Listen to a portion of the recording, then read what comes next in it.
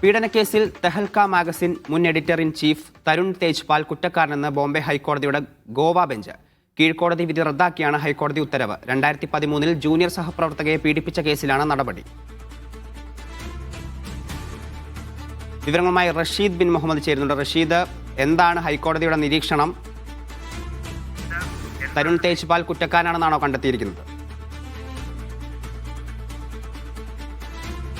ലൈംഗികമായി പീഡിപ്പിച്ചുവെന്ന കേസിലാണ് ഇപ്പോൾ തെഹൽക്ക മാഗസിൻ മുൻ editor in chief Tarun Tejpal കുറ്റക്കാരനാണ് എന്നുള്ളത് ബോംബെ ഹൈക്കോടതി കണ്ടെത്തിയിരിക്കുന്നത്. നേരത്തെ 2021 ഇദ്ദേഹത്തെ വിചാരണ കോടതി വെറുതെ വിട്ടിരുന്നെങ്കിൽ പോലും നിലവിൽ അദ്ദേഹം കുറ്റക്കാരനാണ് എന്നുള്ളതാണ് ഇപ്പോൾ ബോംബെ ഹൈക്കോടതി നിരീക്ഷണം നടത്തിയിരിക്കുന്നത്. ഇനി അദ്ദേഹത്തിനെതിരെ ശിക്ഷാ നടപടികളിലേക്ക് അടക്കം കടക്കും. എന്തായാലും നിലവിൽ ഈ കേസുമായി ബന്ധപ്പെട്ട വിചാരണ ഇപ്പോഴും ഹൈക്കോടതിയിൽ തുടരുകയാണ്.